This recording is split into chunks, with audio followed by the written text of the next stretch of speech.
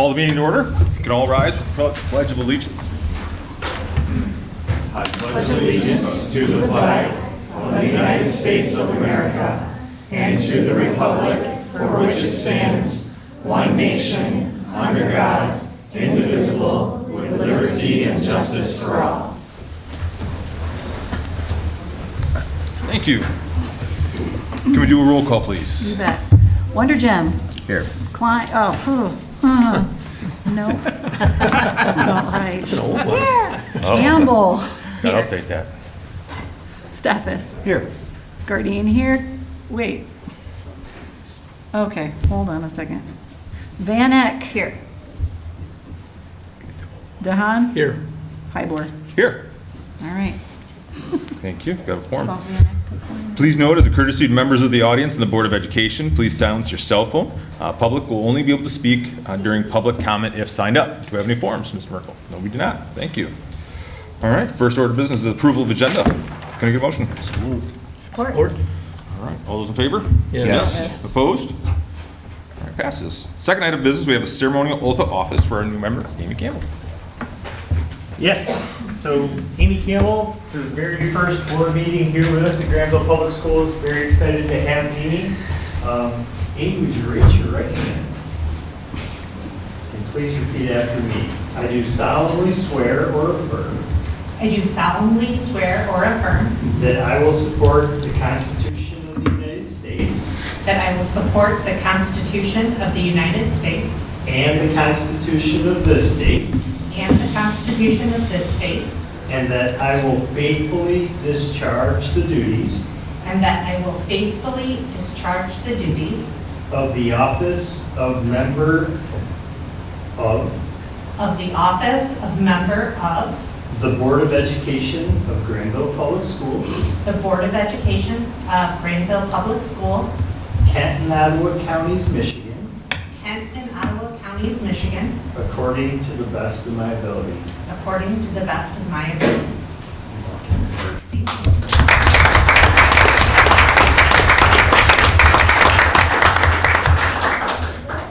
All right, and welcome. Thank you. Yes. All right, next item is the reports agenda, the board members' reports. Joe, you want to start? Sure. All right. Thank you, Mr. President. Show Amy how it works. I was going to say, Yeah. you know, I wasn't going to put her on the spot, so. So a lot's happened, and it's been a while, so I just got a couple of things. The 25th of March was the Freedom Rider assembly, I guess, which was pretty cool to see and observe. Unfortunately, I couldn't stay for the whole thing, but I caught the majority of it. That was awesome. I did a little spring breaking in Florida. While I was there, I caught a conference in Orlando for work, and it has to do with here as well, and it has to do with safety and security. So the keynote speaker's name was John Michael Keyes. He is the father of a young girl that was murdered in a school shooting in Colorado in 2006. And it was interesting to listen to him talk about how resilient the community and the families were, and his family was at that time. And the negotiator that was on that scene gave her side, so they switched as they were talking. It was pretty awesome to see both sides of that story. But the relevance of that is that it sparked what we currently have today through I Love You Guys, our standard response protocol, which is about to be law here. It means that we will do the same standard responses to emergencies that every other school district will across the state of Michigan. So it was really cool to participate in that. That's it, sir. All right, good. Thank you. Amy, do you have anything? Yes, I All do. right, fantastic. First off, thank you for everyone, the administration, the community, all the board members for being so welcoming and answering lots of my questions, as I'm sure they will continue to occur. But thank you. I realized that this was an atypical process for somebody being placed on the school board. I hope that in time, people in the community and board members will get to know me, and I'm excited to serve. So thank you very much. It was an honor to be selected for this. I had the opportunity to attend a an event that was co-sponsored by Grandville Public Schools and KDL. This was a book discussion around the anxious generation, and we had several of our social workers attend and facilitate this along with parents. And it was great. It was a nice opportunity for parents to talk with both our social workers, but also other parents on how do you navigate social media, phone use, electronics, parenting. So I thought it was a very nice opportunity for parents and for the community to connect. I also attended the VIP and Me dance at Cummings Elementary with my son, and a good time was had by all. It was great time. Those events are always fun, but I look forward to doing more things in the future. Great. Thank you very much. Bob? No report. Thank you. Sally? Sure. I also attended the Freedom Rider presentation, and that was just inspiring, amazing. And it was so cool that two really outstanding young students are the ones that pretty much organized bringing this gentleman to our school district to make his presentation. And I think he really made history and the facts of history very real and pertinent to their lives. So that was really cool.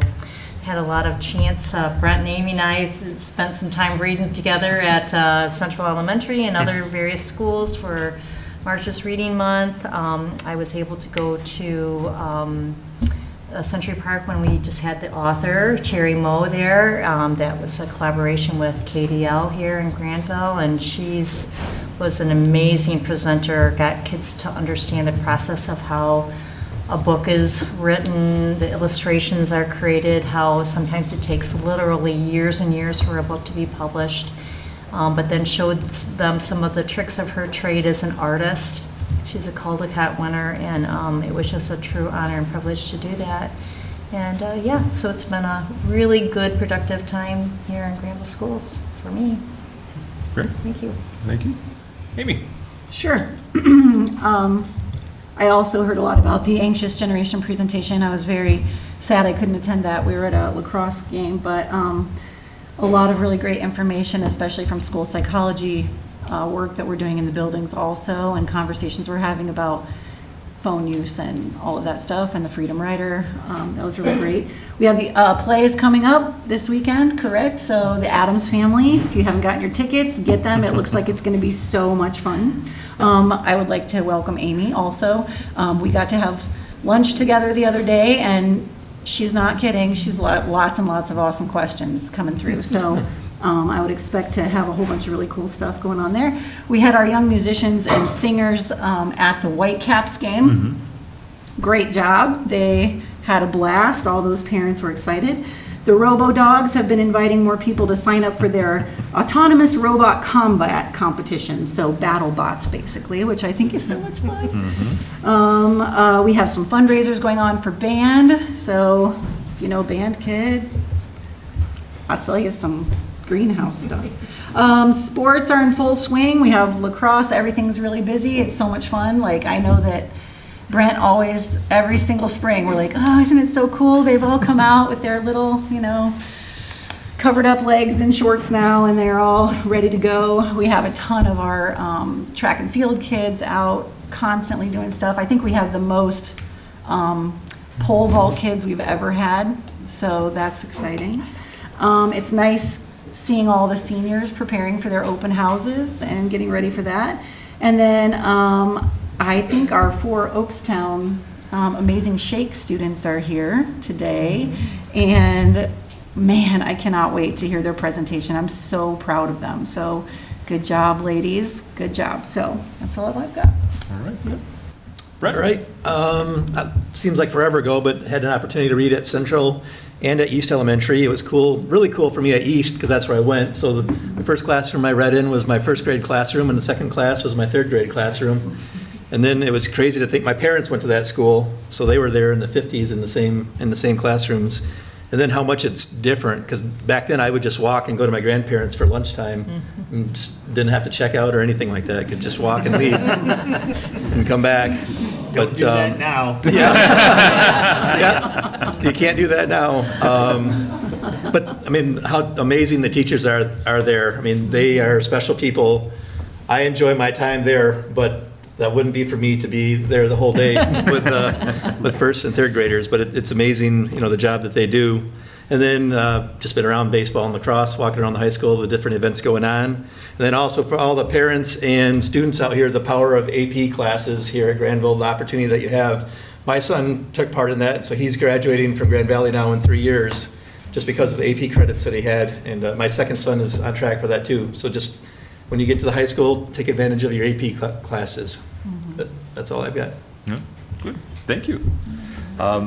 Thank you, everybody, for your sharing everything. A lot of good stuff going on. Yeah, the Freedom Rider, touch on that. I know a lot of people have, but it was just a really cool experience. This is a gentleman that was from Chicagoland area, became a member of the Freedom Riders during the social movement, and gosh, I'm going to get the dates wrong, but 50s, right? But gentleman was 88 years old. Richard Gleason is his name, and he happens to now reside here in West Michigan, right off Lake Michigan Drive at Covenant Village. He and his wife reside there, and it was really he did a really nice job of giving a speech. And the thing I think that was neat for me was at the end, so many of these kids who are sophomores in high school, because I think there was only 2 sophomores in the entire school that opted out of going to it. Every other sophomore in the high school went to it. There were so many kids that lined up to get pictures with him, right? And here's this 88-year-old guy, right? And you think, okay, what do these 16-year-olds, have in common with this guy? But they just genuinely, wanting to shake his hand and meet him. And some of them didn't even want pictures; they just wanted to go up. And the way he was able to connect with a lot of those kids, and some of them, like I said, didn't even want a picture, but they just wanted to talk to him and get some words of encouragement from him, which was really cool. It was really cool to see. So, and I know Joe, actually, talked to a couple of the organizers and even said, hey, maybe this is something we can get over at Wyoming, right? And I know Mr. Gleason or Reverend Gleason is very much open to that. So, really would like to do more of that if he could. So, so thank you for all those who were able to support that. I know it was there in the middle of the day, so I appreciate the support there for that. Also got a chance to go to one of the boys' lacrosse games. Got to boys' tennis and boys. I didn't realize they were playing tennis, but they're playing tennis now this spring as well. Then also part of a girls' soccer game we got to. Winter Winds that was held at Grandville here. That was a really cool event. I'd never been to one of those before. With all the band stuff we do, never been to Winter Winds. Got to one of those this year. Yeah, looking forward to the Addams Family. That's going to be fun this weekend. And just, I'm going to ask a favor of everybody. It's a busy time of year. I've got a senior, so a lot going on, for everybody when it comes to all the year-end stuff with all the different awards nights and everything else that's going on. So be patient with their staff, be patient with their teachers. They've got a lot going on in the classroom, but a lot of stuff outside the classroom as well. So if everyone just give them a little break here as we wrap towards the end. And plus, you guys know your kids as well, right? They're jumping and ready to get out of the classroom as quickly as they can. So it's everything to keep them focused for the hours we have them at school. So appreciate everything everyone's doing here as we wrap up the end of the year. And that's all I have. So, Okay. Roger, you've got a couple things. I have a lot. Yes. First, starting out, just want to say congratulations to everyone involved, of course, all the community with our bond, our people, our architect, our construction manager, all the hard work our staff put in. But we won an Outstanding Design Award from American School and University. They have an Educational Interiors Showcase edition, and they sent us a plaque. We received an award for the best common areas within a building, and some of those common areas include a lot of the breakout areas for students, the robotics center and how that's laid out with one of our gyms there and so on. So At the middle school. At the middle school, yes. The middle school and robotics competition center combined. So just want to say kudos to everyone, because I know everyone was involved in that in some way, shape, or form. So this plaque will be at the middle school. Also would like to congratulate Mr. Joe Brazil. We found out late Friday night Joel won the Division II Hockey Coach of the Year in the state of Michigan. They had a wonderful season, and he's just an amazing human being. So congratulations to Joel. It's very well deserved. And now for the best part, my favorite part of my report, we have some amazing students here to showcase some of the great things that have been going on. We're going to start out with Central Elementary. So Mr. Gelmy, are you here? Yes. How you doing, sir? Yeah, come on up. You guys come up here. Great. All right. So, what I have in front of you guys here, come on over here, guys. Come on over here. Yeah. There you go. Perfect. This is our student council. These are all of our kiddos we have from 1st through 4th grade. It's a little bit of adjustment, of course, because we don't have 6th grade anymore, and I forget about that. Oops, sorry. And I want to have Mrs. Marshall, who is our student council advisor. So just want to share a little bit about what our student council does. So I'm not going to do a whole lot of things. These guys are going to share a little bit what they love about it and what they do. But just to give you an idea how we do student council, we have 2 students from our 3rd grade classroom and our 4th grade classroom each. So there's 4 there. And then we have 1 student from each of our 1st grade classrooms and 1 from each of our 2nd grade. Our teachers then work with the kids as far as finding our representatives. So kids volunteer in the classroom. They write a letter as to why they want to be on a student council. They speak to their classroom as to why they want them to vote for them. They do a vote, and teachers support that. So that's kind of our process. And these guys are our student council members that do a lot for our building. So I'm going to share a little bit about what they do, and these guys are going to share those things too. Okay? Can you guys do me a favor? Come on over here. Because we're going to go right here so all the board can see as well. So come on this way. Come on this way. Keep coming, guys. Keep coming. Come on, you got lots of room. There we go. Good deal. And then parents, we'll get pictures too if you want. We'll get them back up there if you get a nice little picture. So, here we go. We're going to share a little bit like what our student council does. So who wants to share about our announcements and welcoming? Who did we have was going to share that? Is that you, Everett? All right, Everett, go ahead, buddy. You got it, brother. For our announcements and welcoming, we have... Come on out here. When you're speaking, come on up this way. There you go, right there. Perfect, perfect. That's good. Okay, so for our announcements and welcoming, 2 kids, I think, we pair up like a 1st grader and like a 3rd grader maybe. We pair up 2 kids from 2 different classes, and 2 go to the doors and hold them up and like welcome our students and give them high fives and hold the doors open. And for announcements, 2 kids come down, like as in the picture. We announce like our lunches and people's birthdays and like what date it is. And we do the pledge, and that's all I got. Yeah.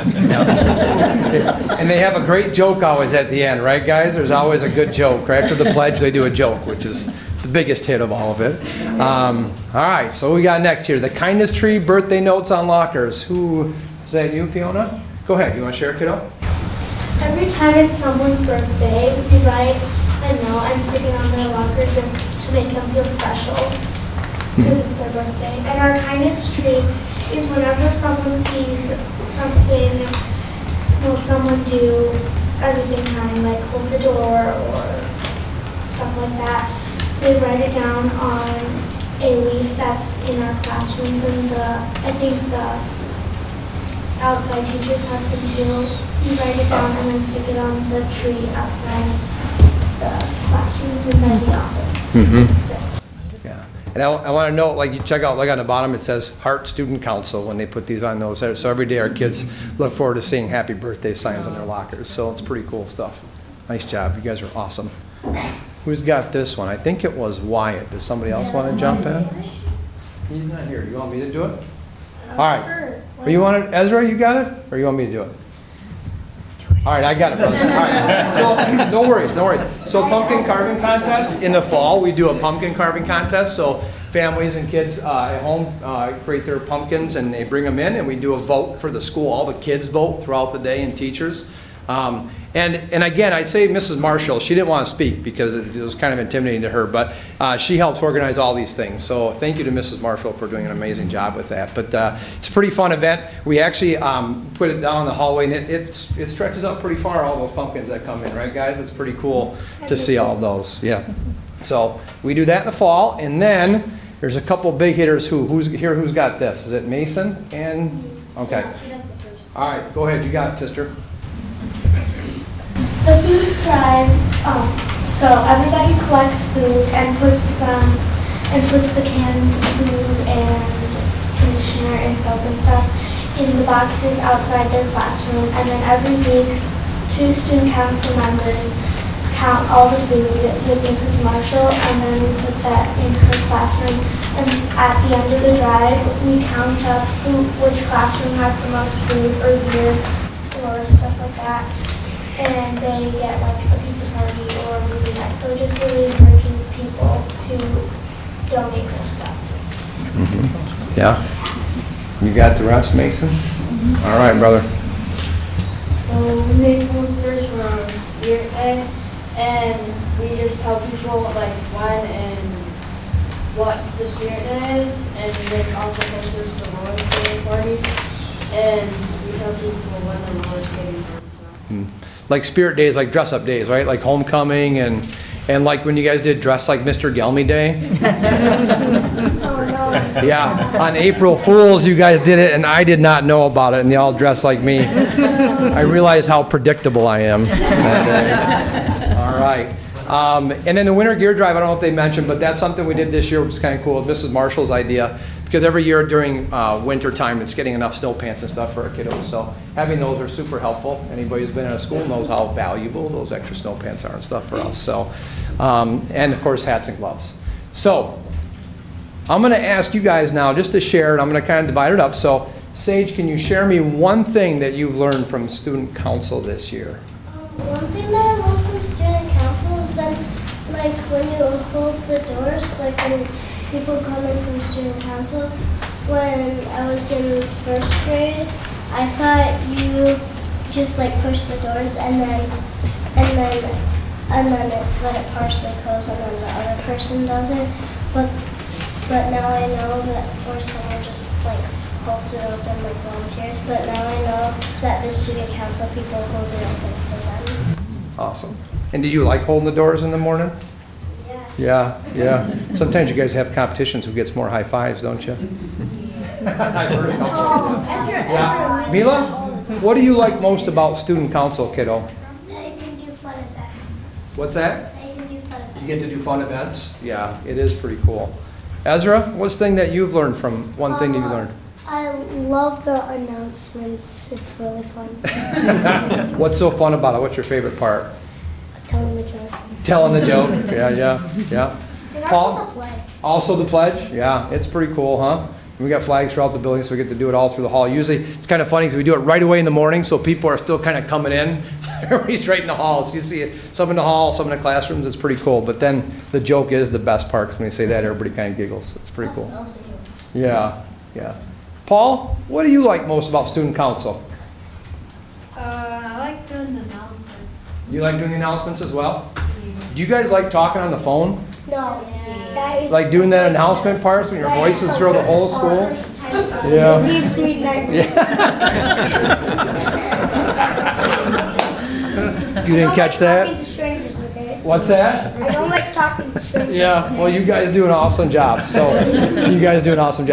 anyway, I just want to say, in front of all of our board and all these people, thank you guys for being leaders in our school, because you do understand that the first voice that people hear in our school is yours.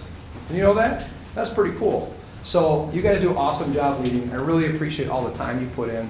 Thank you, Mrs. Marshall, for all of your work as well. But I just want to share what our student council does.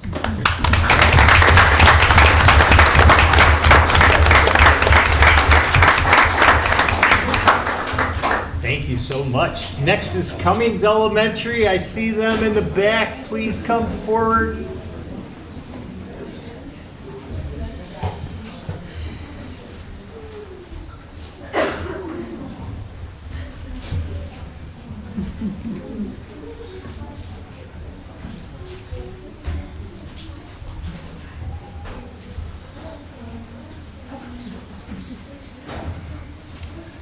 Good evening. Thank you for having me. My name is Alan Bosker. I have the privilege of serving at Cummings Elementary this year, and I bring with me some incredible young people. You're going to hear about them in a second. But so to kind of recap, I started in July, and I came in and I met with our building leadership team, and we talked about our priorities. We talked about things that are important, and first and foremost is safety, right? Everything that every decision we make has to be centered around safety. And one of the concepts that we were floating around was, how do we do this world without 5th and 6th graders? At Cummings, we relied on them for safety. We relied on them for a variety of different activities in the school. And through those conversations, a topic of bus buddies popped up, of how do we help transition our youngest, littlest kids who have never been in school before, how do we get them from their classroom to the right bus, the right time, safely? And that is an undertaking that, as a father myself, makes me anxious, right? And so this is a building leadership team, and our amazing teachers, Ms. Morlog, stepped up and said, we're going to develop this system to ensure that we are going to have our 4th graders who, although 10 years old, maybe 11 now? Yeah, 10 and 9, young people be ready to go. And so I think it was the first or second day of school, we did a vetting process. We helped make sure that we did all the training to make sure all the students were ready to go. And I think by the second week of school, when we were full days for everybody, we were ready to go with this program. And we watched from afar. Well, I had my hands in it just to make sure everything went smoothly, but we watched this process happen extremely smoothly. And that spark was lit, that we have an incredible group of kids able to provide various different engagement opportunities for the kids. And so through that, we started with bus buddies. It grew to breakfast buddy. We need a new adjective, so just to give you a heads up. We have breakfast buddies, bus buddies, lunch helpers, and cone crew. So what that looks like, I'll give you a quick description. I have 2 videos to show the kids and a couple pictures, and then you guys can answer questions or ask questions of these young people. But our bus buddies, like I mentioned, they help get the kids there in the afternoon, make sure they get to the right spot.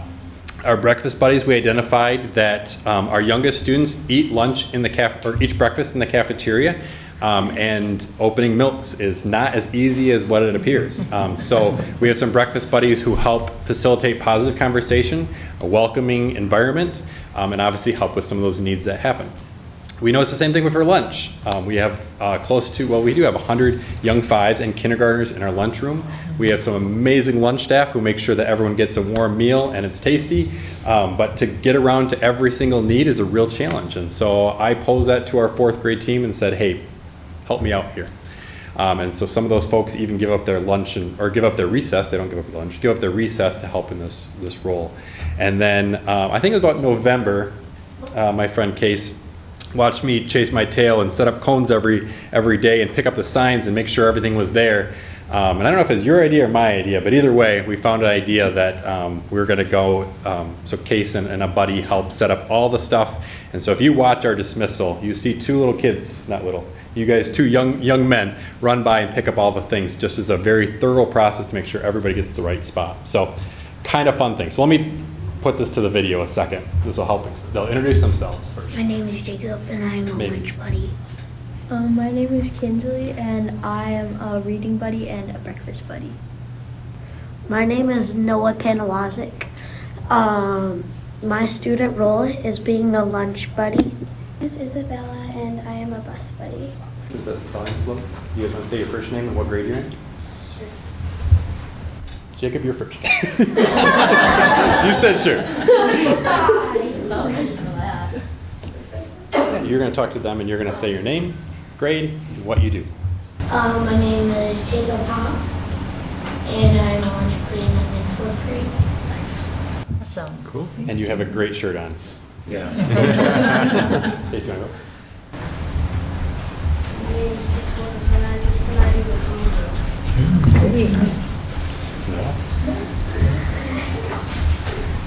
Hello, my name is Noah, and I'm in 4th grade. Nice.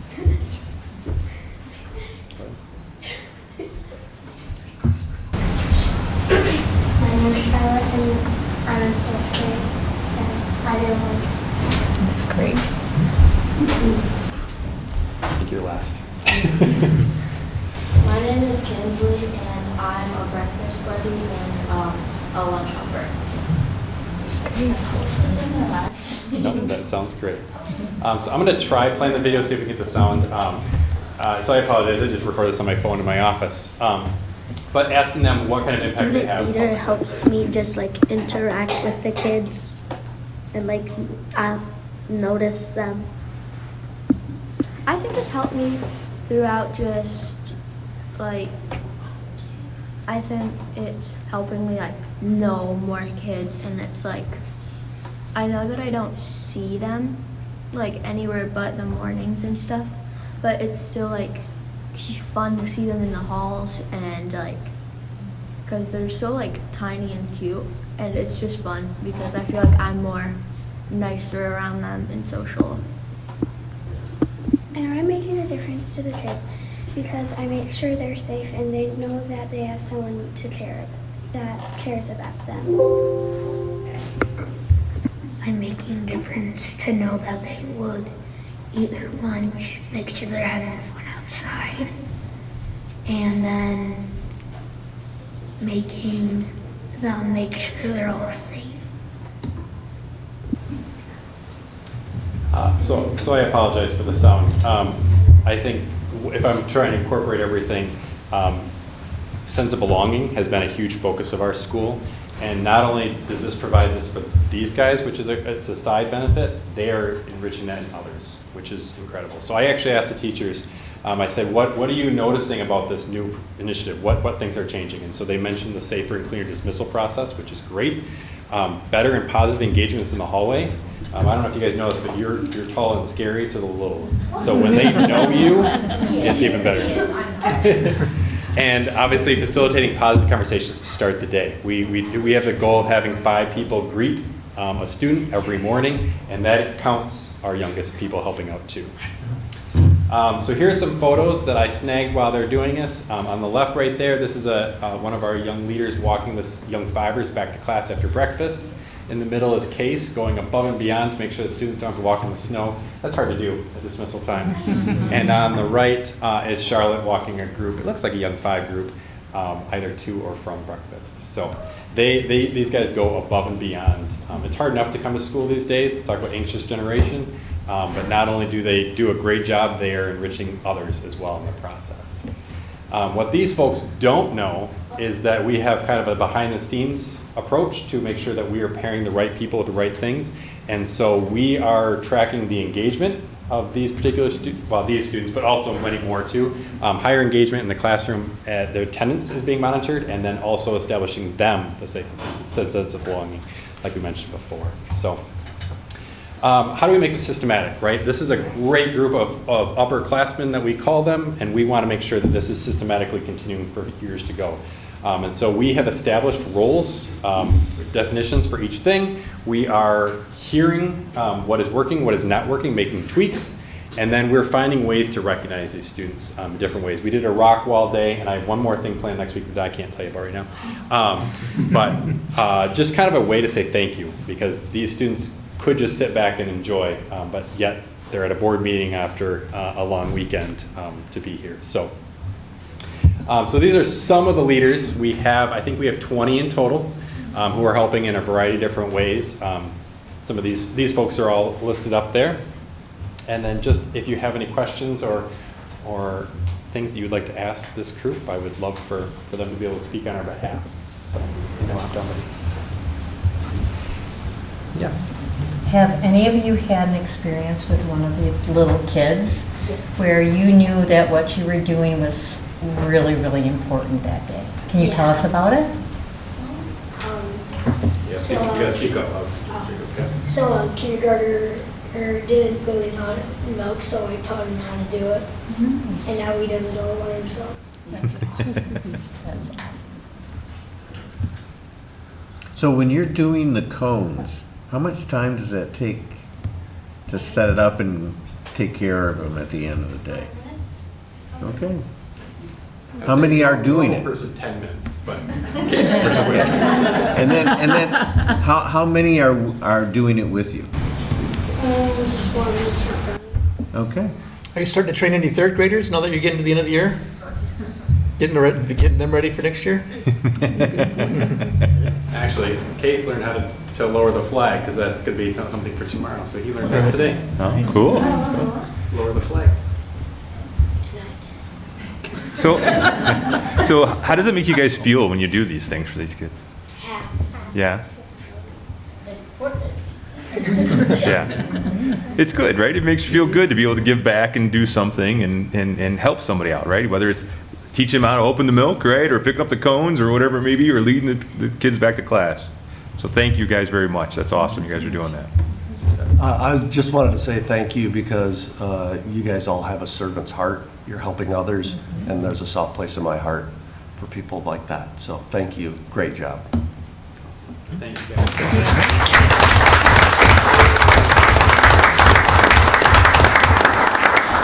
Thank you, Mr. Bosker and Cummings Elementary. Appreciate it. And now, Oakstown Intermediate is here. Some of the best in the amazing shake. Had a great experience, and they're here to tell us about it. So take it away, Mrs. Bile. All right. I am very excited to introduce to you the 4 students who were able to go to Atlanta for the Global Amazing Shake. They were our top students that we had amazing, generous donors who allowed all 4 of them to be able to go. We have a video to show you our highlights of their trip. I think it speaks for itself, and then the girls are going to give you a little more information.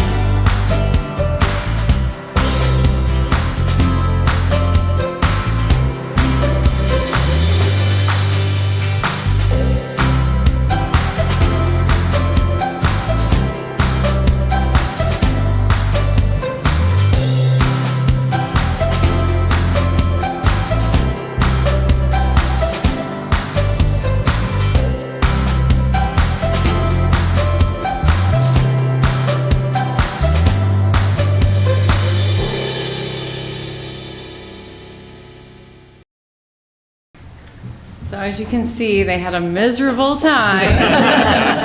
They had so much fun. They worked incredibly hard to be there. And I did a little research today. The girls do not know this, but there were over 50,000 kids who competed in Amazing Shakes to get to Atlanta. And there were 420 there. And our girls were all in the 150 and higher. So we are incredibly proud of them. First time, and they will tell you the majority of the students there are 7th, mostly 8th graders. So they competed against kids who had been there multiple years. They met kids who had been there multiple years. So we were just incredibly proud of them. So I'm going to ask them a few questions. That way you can hear from them. Haley, come over here. They can hear you on the mic better. Okay, what were the highlights of the Global Shake for you? Probably meeting all like the people there and getting to see just Ron Clark Academy itself. And it's fun to like bond with your team and getting to know all of them. And it's just a fun experience getting to meet all the people there. So were there any kids from our school on your team? No. No, so the kids were all put in teams. 2 of the kids were on the same team, but mostly they were with kids from all over the world that they didn't know. And they spent the whole weekend with those teams, so. All right, Claire, what would you say to people if we were asking them to either donate or support the Amazing Shake? Why should they do that? Yeah, I would say they should donate because a lot of kids don't realize how helpful the Amazing Shake really is. Like, it really helps you get jobs in the future, have like a really successful adult life, and it's just very helpful. All right. And Ruby, you met a lot of people at the Shake. Tell our board about maybe an adult and maybe a student who impacted you while you were there. Yeah, so somebody who really impacted me there was one of the teachers named Mr. Bonner. He was really encouraging and welcoming, and he was really nice. And a lot of the kids were very encouraging. Also, like before we'd go to the next round, we would always give each other hugs and pump each other up, so it was really nice to have that experience. All right, Valentina, you placed in the top 50, which was amazing. We're all super excited about that. But how did just being there and knowing how successful you were there, how did that impact you right now, and how do you think it'll impact you in the future? Well, to start off, good evening, everyone. I'm Valentina. I go to Oakstown Intermediate. I'm 12 years old in 6th grade. And it's impacted me now. My confidence has boosted really well. I'm able to go on stage and just shake someone's hand and have a conversation. I'm able to go up to a teacher or an adult and I'm able to have a right handshake. Some adults right now don't know how to shake their hand very well or have a great conversation. But also it will help me in the future with being successful and getting to do interviews. These interviews that we're practicing on stage and these handshakes and these conversations aren't life-changing. They can help in our future, so that's what I would say. Nice. So one of the things you noticed, the gauntlet was circus themed, and they had some pretty awkward moments that the students had to navigate through. The man with the plate, like he was just a head on a platter. And they had to navigate that. There were things like they had to pick which chess piece they most identified with. So there was lots of very interesting things they had to know about politics, things they had to know about just anything, right? There were just random things, and the kids just had to be prepared. And then the work through room, the students are in this huge area, and they had to interact. Some of you have judged work through room for us before. However, at this work through room, there were people serving treats. And that was actually a test to see if the kids were more concerned about getting a treat than having the conversation. Sometimes a judge would drop a pen, and that was also a test. Are they going to help them pick up the pen, or are they just worried about getting points and moving on? So the competition taught all of us a lot, including myself. I learned a ton about what we can do next year. These girls are highly motivated and want to continue to compete. Any questions for the ladies? Did any of you think you were an introvert or an extrovert prior to this competition? And then how much of an extrovert do you think you became? So would any of you consider yourselves an introvert? Meaning you tend to be a little bit quieter. And then, it was very interesting though. There are students who compete, and I think Ron Clark would tell you he's an introvert. So there are people who are introverts there that they do their thing, and then they're probably real tired after that. I have a couple questions. First of all, what houses are you in? Oh, yeah. Is it Bendy? I'm actually the head of house for Altruismo. What? That's amazing. Altruismo. River. All right, that's, I know, you and me, we're both revert. And then my other question was, what did you think was, like, which of your challenges stood out the most to you? Like, which one, you could either say you liked it the most, or you were like, I did not like this one the most. The most memorable, like Most a gauntlet memorable. challenge or something like that, I or a would question. say work the room because it teaches you skills how to like have a conversation fast, but not end it in a mean way or something. Just be like, oh, I have to get going. I have to go to other judges. It teaches you those skills to like be nice, but and it teaches you how to end a conversation.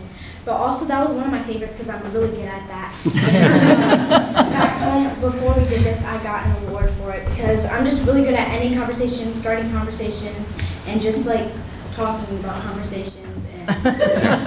Our mom and dad here, is she really good about just ending the conversation and moving on? Yeah, okay. I've got one of those too. I know how that feels, yeah. All right, Ruby. The most challenging was probably the guy with your body. And it's just kind of awkward, and then we had to figure out how to like talk to him without it being awkward. So. You couldn't shake his hand, could you? Yeah, without shaking his hand. There was like a dunk tank station, and I kept throwing the ball, and I kept hitting it like over and over again. So I was happy about that. But the guy, he was like trying to discourage us, like he was being like rude and trying to get us down on ourselves. So I had to like push it off and just try and still be kind to him.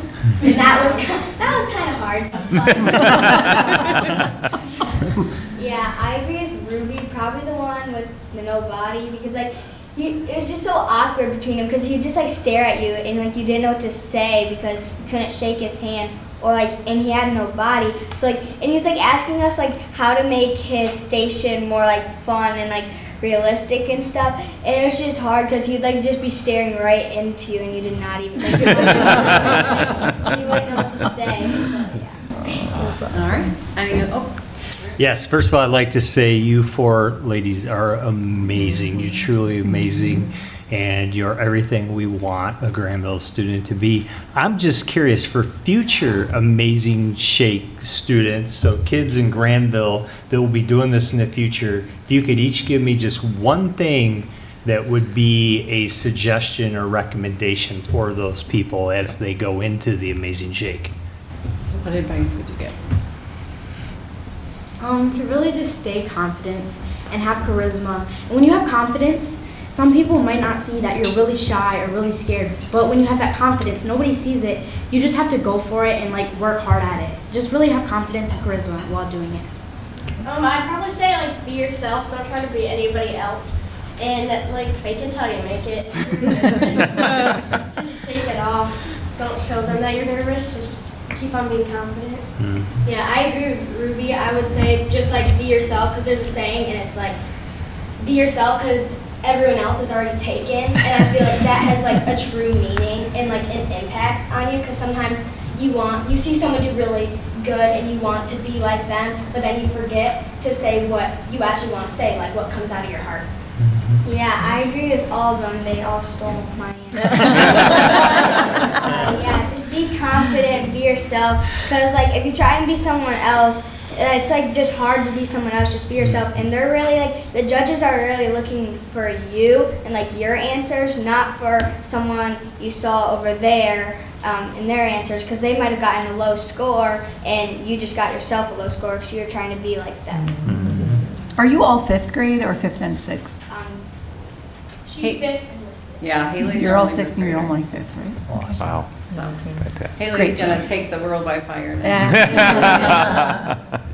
Yeah. All right. Well, thank you so much. Thank you. you. for your support. Good job.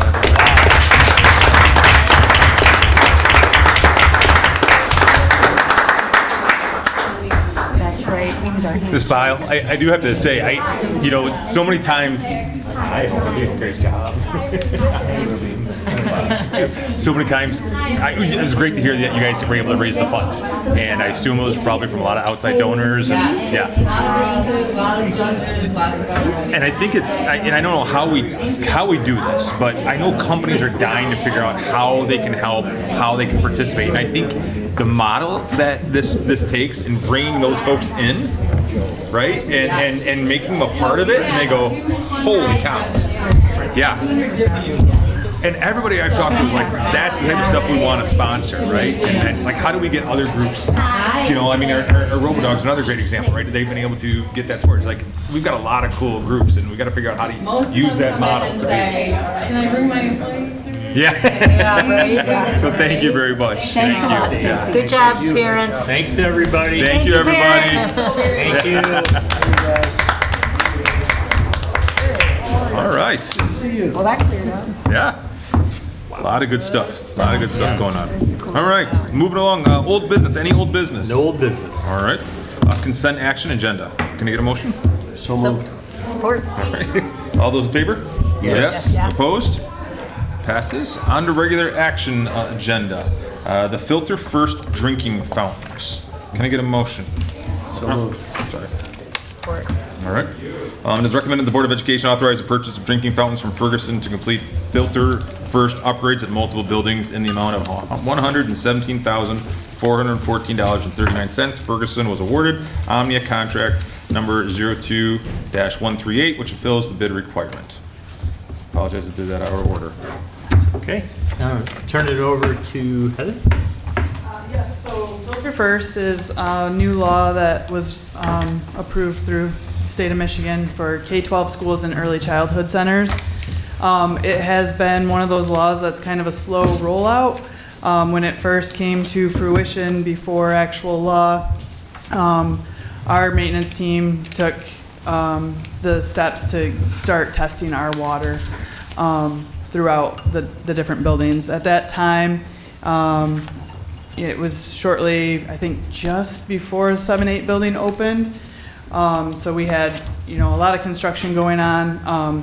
The early childhood center, obviously, everything was good there. Found a few fixtures that needed to be replaced and worked through that there. Can say that we are lead-free. And this project will continue to put filters on all of our drinking fountains that we have throughout the district. So other than that, I'm sure there'll be some technical questions, and I have Brian Meppelink here. He is the guru. He's been working on this. We do have, part of the requirement of the law is to have a plan in place. It doesn't have to be posted, but they have worked very hard and diligent, and our plan has been approved by the state, and Eagle is the department that oversees that part of the plan. So Heather, under the funding, it mentions a grant. How much of the grant is paying for this? All of it. All of it, okay. And where's the grant from? The grant is through Eagle, through Michigan Department. Yeah. Oh. Okay. Is that correct, Brian? It's through Health and Human Services. Yeah, through Eagle. So they mandated something and paid for it, so that's actually good. Yeah. You don't see that very often, do you? Yeah. And then you've got here, the replacement will start the summer of 2025. What's the timeline to install all of these units? Yeah, so our maintenance staff will do every build, so we don't need to do anything at 7-8. We don't need to do anything at GEC or Oakstown. Those are all good. The biggest building left then is the high school. So DHE will be doing those installs, and a lot of those too are in the concrete block. So they'll work on that this summer, and then our team will take care of Cummings, Central, Southeast, Century Park, and Grandview. I think that's it. So both of these units, right? Both of these units include water bottle. Is that pretty common for kids to walk around with a water bottle? It's very common now. It is? Okay. That's kind of nice that we have that then. Yep. And then what's the typical time frame? How long does filters last before they gotta be replaced? They have to be replaced once a year. And then testing for each building once a year. Okay. Okay. Great, thank you. So you kind of took the wind out of my sails. My question I was going to ask about the funding of it, so that's great. I'm glad they're paid for. I was trying to understand, if we don't have any water fountains that are failing, why are we replacing? But if it's a no-cost replacement, It's, I mean. the piece with the water fountains is we have to add the filter. Okay. Right, That's, right, and so okay. make sure- Yeah. So regardless of whether we have lead contamination or not, we have to filter it. Got it. Yes. Okay. Currently in the elementaries, we have bubblers in place, okay, bubblers. And they are water only, they're not cooled. Okay. And in order for state legislation to be met, you have to have a cooled unit with a bottle filler. Okay. So we will be replacing all those, and that'll just be basically a swap out with a bottle fill frame mounted to the wall. Got it. Okay, good. Thank you. Any other questions? That's great. All right, can we do a roll call? Because of the amount. Okay. Van Eck? Yes. Steffes? Yes. Cardine, yes. DeHaan? Yes. Campbell? Yes. Wonderdum? Yes. Hybord? Yes. Motion passes. All right, thank you very much. Thank you. All right.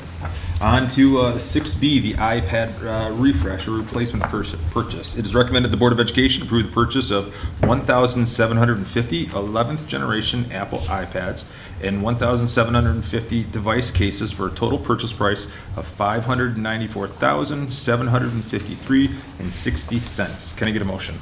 So moved. Support. And Walt is here to tell us about it. All right. So this is the replacement of the majority of the iPads that we have deployed in the district to staff and students. We have approximately 2,200 iPads that are deployed in our fleet. Kindergarten, first grade, and second grade have iPad carts in their classroom, and then staff have an iPad assigned to them for use as well. This would replace the majority of those. The reason why we're not replacing all of them in this case is we are replacing, to try and be cost conscious, we're replacing 5th, 6th, and 7th gen devices. Those are the devices that Apple is falling off support, so those devices will no longer get security updates, and at some point they can no longer get apps installed from the Apple App Store. So this would replace all of those devices with a new 11th gen iPad, and then the majority of those devices are student devices, so there's a student case that we would purchase to go on those devices, and then a different case for staff. So the key date that's in this explanation in the background is 2014.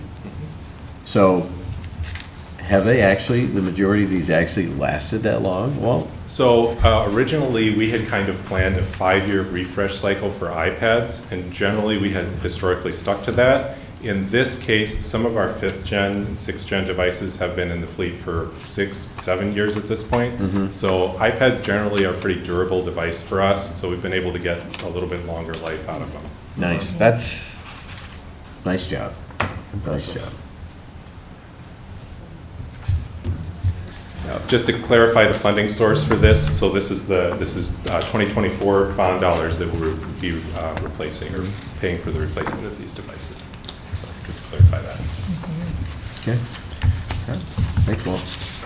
Any other questions? All right, can we do a roll call? Campbell? Yes. Cardine, yes. DeHaan? Yes. Steffes? Yes. Wonderdum? Yes. Van Eck? Yes. Hybord? Yes. Motion passes. Thank you. Thanks, Walt. Thanks, guys. No other regular action agenda, so we'll move on to discussion items. 7A, the operating and sinking fund renewal. Sure. So in my, in a previous board update, I let you know that we're getting close to the time where we're gonna have to go back to the voters for our sinking fund renewal and our operating millage on homestead properties, and we also will have an enhancement in there through the county as well eventually. But we want to talk to you about the sinking fund and the operating millage on homestead properties, and Heather has a presentation here, and we'll have some discussion. Yeah, I'm not sure why. Oh, yes, it's doing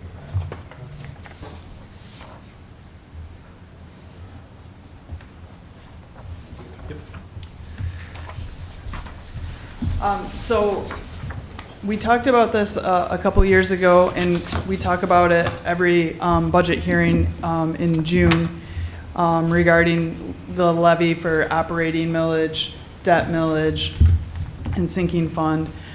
So as a result of Proposal A, statewide school finance back in 1994, Michigan school districts now levy 18 mil local property tax on non-homestead property.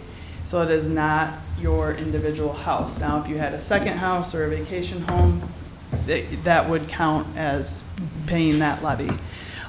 So in order for districts to continue to levy that, we have to seek authorization from the voters prior to their said expiration date. In May 2nd of 23, or on May 2nd of 23, the voters did authorize us that 18 mil levy, and that is set to expire December 31 of 2026. Our operating levy millage generates approximately $3,075 per pupil for Grandville Public Schools. The operating levy and the sinking fund levy are both subject to Headley rollback, and that's when your annual growth on existing property values is greater than the rate of inflation. So you can receive a Headley rollback in 2022, let's say, and not receive one in 2023. So it can go down, but it can't go back up until you take it back to the voters to authorize that. So ours had been rolled back quite a bit prior to May 2 of 23.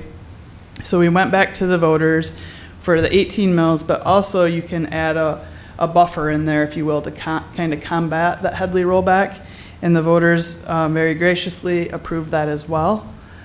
So we can never, though, levy more than the 18 mils. So even though there's 19 available, you can only ever get 18. Mm-hmm.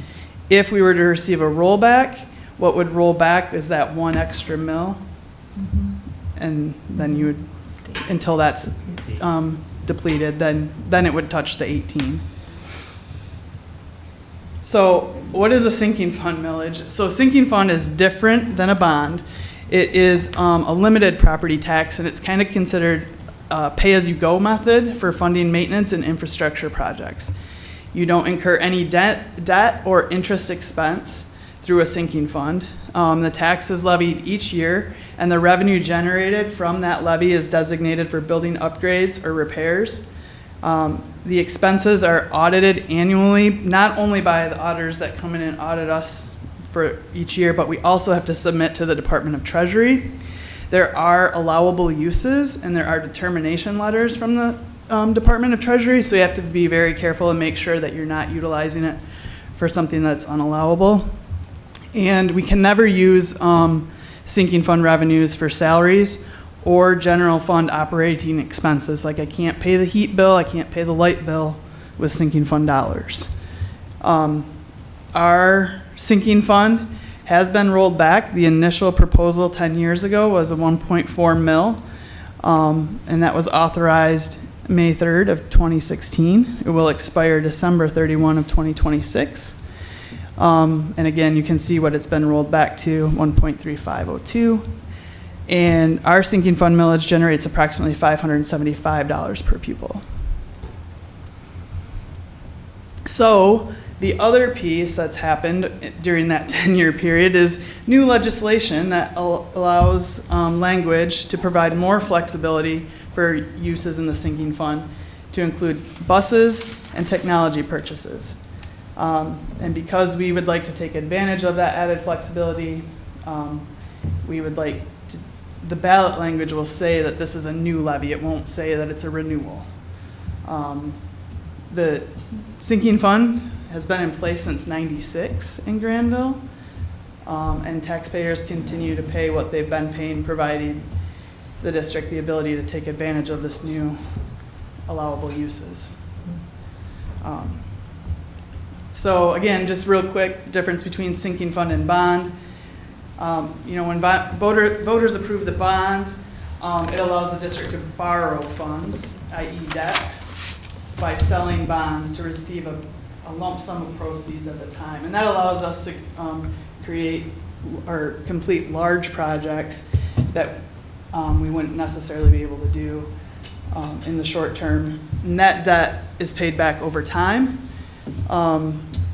Bond proposals, I like to equate it to your mortgage on your house, essentially. That's what that is.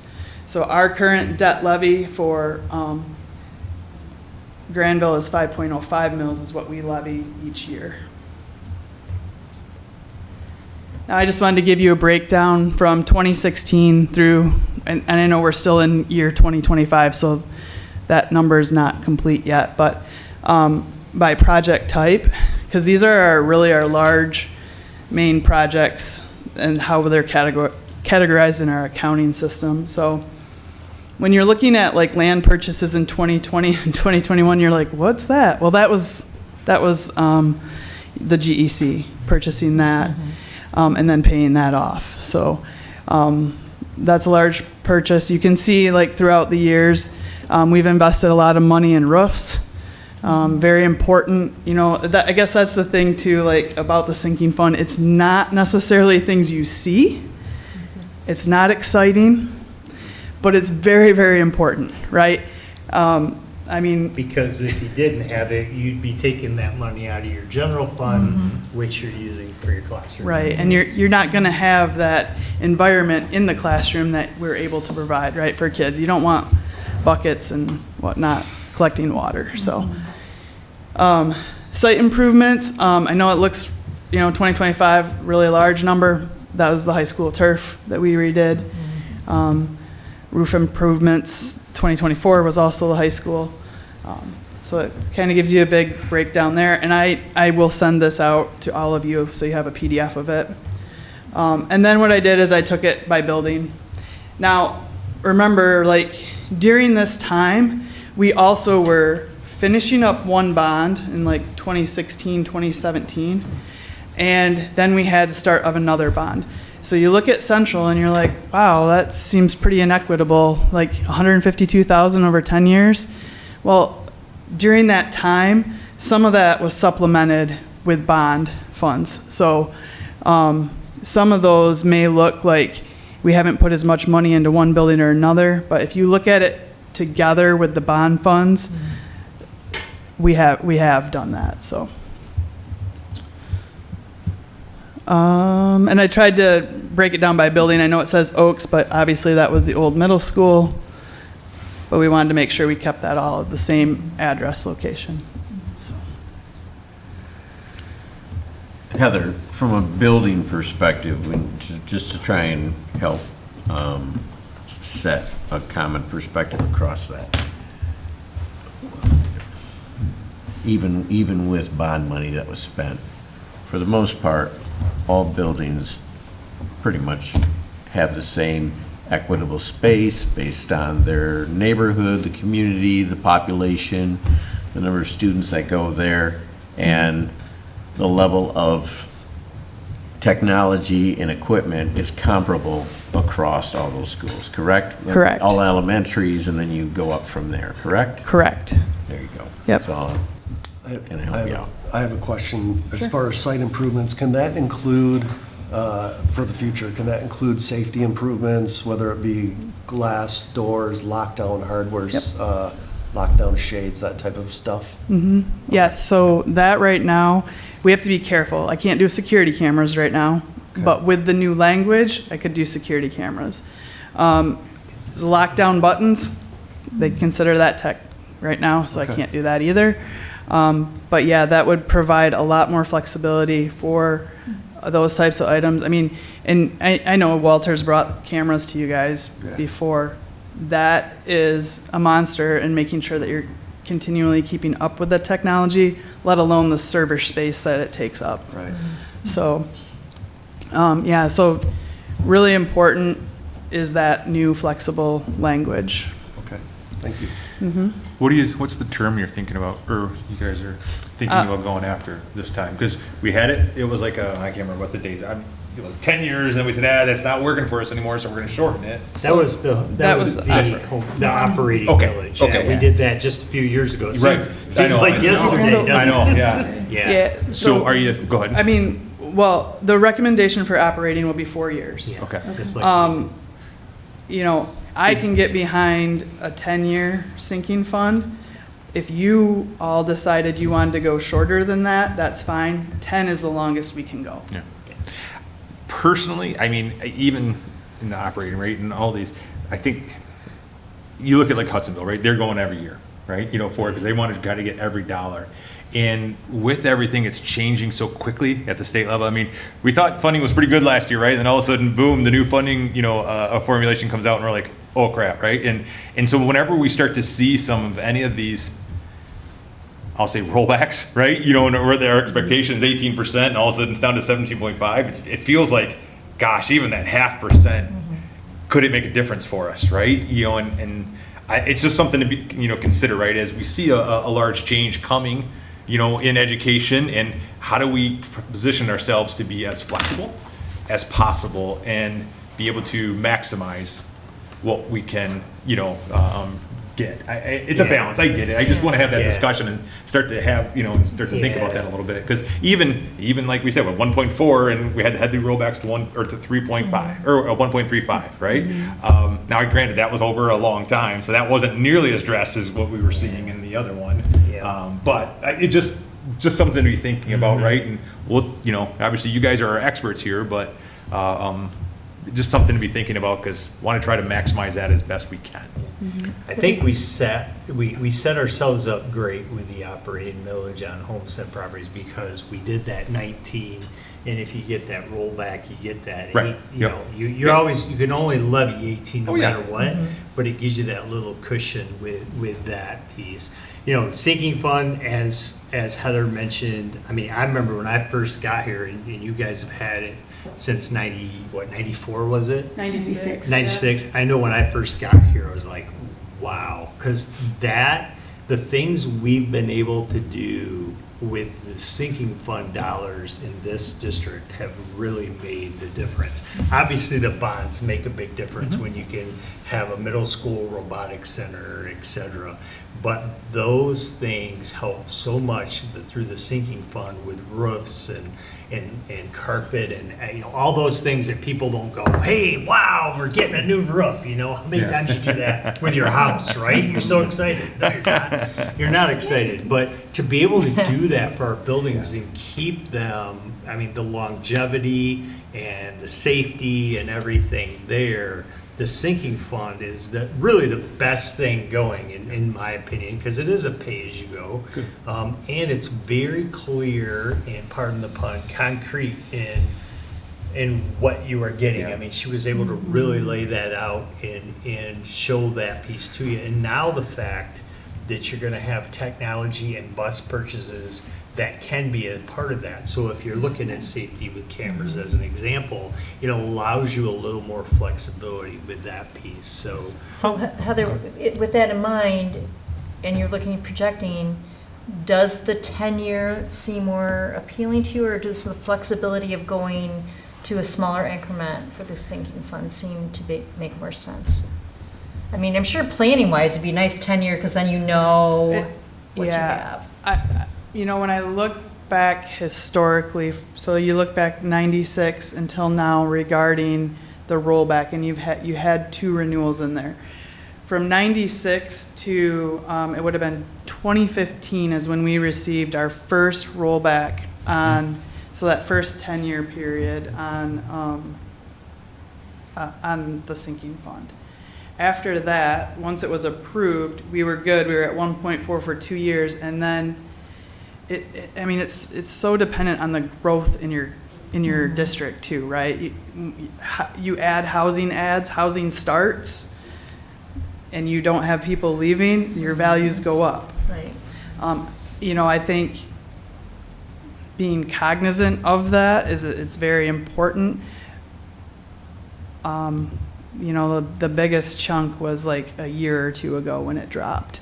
So I don't have a good crystal ball anymore. I'll tell you what. Do we have the flexibility to add like an extra 0.5% or something, like you add the 1 mil for the operating fund? Can you add an extra? Yeah, I can. Is that I mean, I something could that's talk. doable? I could talk with our. I could talk with Troon about that. I just don't. I guess I would be confident at 10 years at the 1.4. I think the cycle of the 10 years here has shown to be very little change in those 10 years in that period, that pullback. And I think people are used to, in Grandville, having that 10 years. And the nice thing is, you know, like I said, every year, I mean, and you know, Heather does this, she lays out, you know, this year, here are the things we're working at, you know, we're doing. And it's very, very visible, very there as far as what's happening. So I think our community gets sinking funds, and they get what those do for us, and they do all those projects, but they also keep that money out of the general fund, you know, having used general fund dollars to do that. And it's not a loan. It's really not like, I mean, it's not like a mortgage. It's a pay-as-you-go type thing, which is great. So with the money, I guess, you know, maybe another couple more questions in there, right? I love the idea of, hey, let's use it for other things as well. My only concern, right, is if you have 2 kids and you're making, you know, $10,000 a year, now all of a sudden you're adding 2 more mouths to the, you know, whether it be security as well as, you know, everything, you know, I can't remember the other one, buses and security, right? You know, how much is going to be taking away from that budget that was used on other things, and do we see a shortfall then? So I'm just going to give some credit to the people that came before me to answer that question. Like, it all goes back to the planning, right? Like, I know you guys you've already approved boilers at Century Park. You know, there's still some spots of the high school roof that need to be redone. You know, I think we can make it work where you can still buy 2 buses, you know, at what, like $225,000. You can still allocate $250 for emergency should you have some sort of flooding event or you need to rip out a gym floor before you get an insurance claim settled. Like, I think there's still opportunity that you could have $500,000. I tell you what, I will sleep a lot better at night just on the whole 1-to-1 replacement cycle, knowing that there's that available, while still at the same time being able to redo boilers and, you know, and those other projects. So I think we've set ourselves up really good because we've been very lucky, and we have some beautiful new facilities and remodeled facilities that I think as long as we continue, you know, working with Brian and his team and maintenance, that I think we'll be okay. Like, I think we can spread that out. I do agree, right? We have to all understand. It doesn't mean there's more money in the pot. Right, It means yeah. we can use it for more things. It's more mouths to feed, right? That's my Yeah. concern. How many other school districts have a sinking, like on this? Oh, okay. So so this is how we compare. And you can see not everybody in Kent, but majority do have. You have a few that have a rec millage, and that's different because they're running auditoriums and different pools and stuff like that. Auditoriums. So I highlighted our line so you could see that we do rank 4 out of 4 from an operating, which is good because that means we're levying the 18 mills. Our debt ranking in the county is number 4, and our overall total millage, so when you add up the operating debt, sinking and rec mills, we rank number 6. In terms of, that's low to high, by the way, or, well, yeah. So we're the 6th lowest total millage in the county. Brent, you look like you were going to ask. I was just going to say something about like the pool, the high school pool. Is that like, we don't have to have money set aside, extra money for that at any point We that did you that know with of? a bond. Your crystal ball? What? You mean like building a new pool? No, or just the maintenance of it or anything. Is it? That's been our biggest bowie the last Right. how many years, right? I mean, it's always we get a surprise of $300,000 to fix, right? So again, that's another benefit of the sinking fund. But that, Like, there's different, obviously, there's different operating things. Like all the chemicals and stuff like that you have to put in, that comes out of general fund, that can't come out of sinking fund, but, yeah. What's the next big expense on our radar, right? Because I mean, $1 million for the turf, right? Or, you know, that's a site improvements, right? That was the big one this last year. So the what's next, like, one? if we like go back and we look at our facilities, what our facilities team has looked at and stuff, so the next big things would be the high school roof. That second turf field at the high school needs to be redone pretty quick here, maybe 2 years. You know, I look at it selfishly and I think, well, there's an unfinished building in this district. I'd love to finish out the GEC. That would be something that would have to be phased, though. We can't do that all in one summer, just because we don't have the money to do that, but. So Heather, has it truly been a detriment to get the rollback from 1.4 going down to 1.35 now? How much of a detriment has that been? Because a lot of this is of the sinking fund dollars there. I'm not trying to be negative here, but I'm thinking of the taxpayer, and the Headley is there as that safety valve. Yeah. So has it really been that much of a detriment? So I tried to include two, so you guys could see the revenue that was generated each year. And then there's a little blip in 2021 because that year, the district, we had, we received a refund, if you will, from one of our insurance pieces.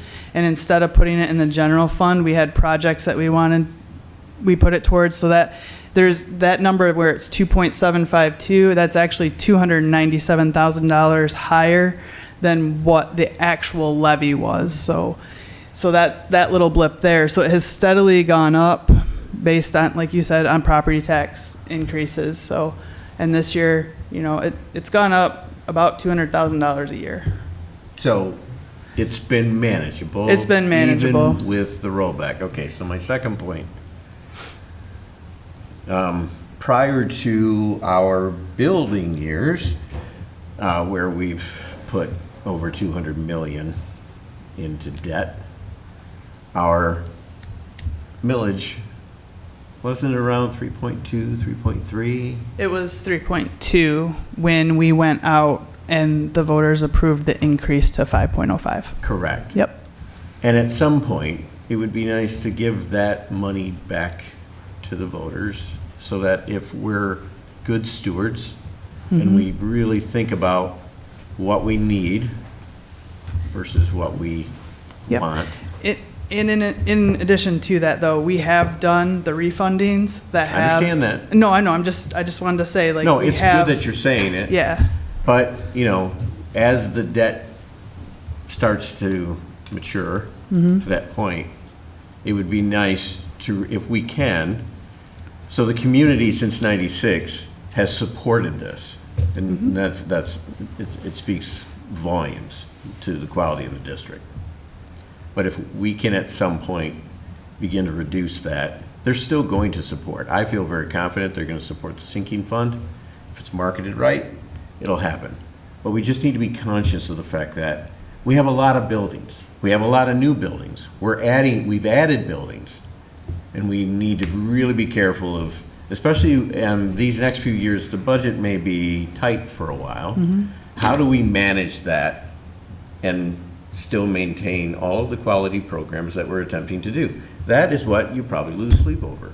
Yeah. Is that question. Right, and opening that sinking fund to give more flexibility will definitely help us maintain the programs out of the general fund. And it'll also maintain a great learning environment for students. Yeah. Without question. But I hear what you're saying, Bob. I think we just need to be cognizant of what our community has given us and any opportunities we have to say, hey, we're not asking for more, we're giving back some.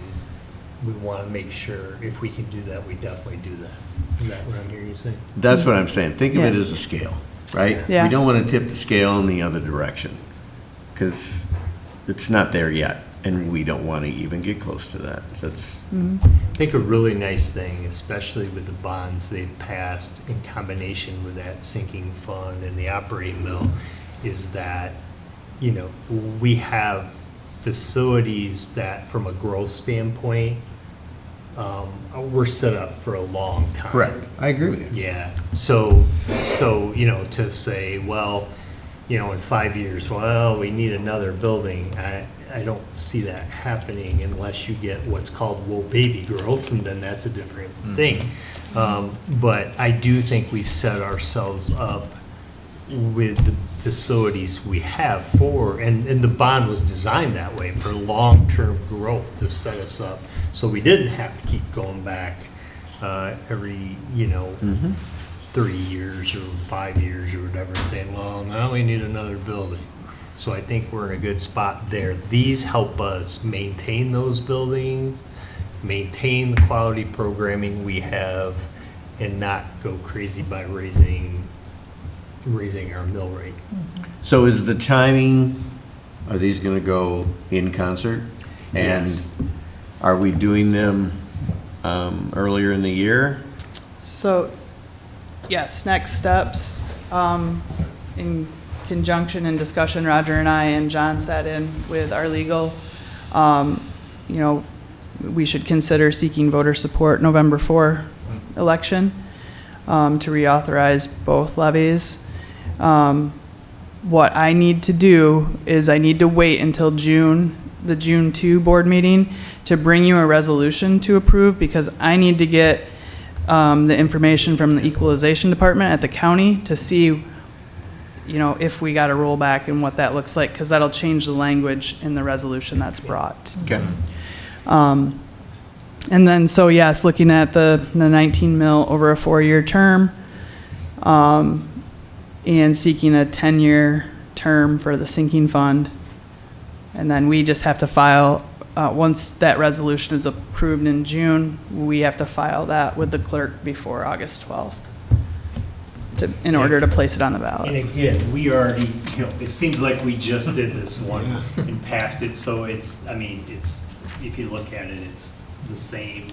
The thing with, you can't say renewal for the sinking fund, as Heather mentioned, because you're adding buses and technology for the flexibility, but it really is just not really. And you're gonna stick with 4-year on the, 4 on the, yeah. 10 for sinking. 4 on the operating and stick with the 10 for sinking. Our community's used to the 10 with the sinking. Okay. So I would say we should stay with that. I'm really impressed at where we're ranked for debt and such.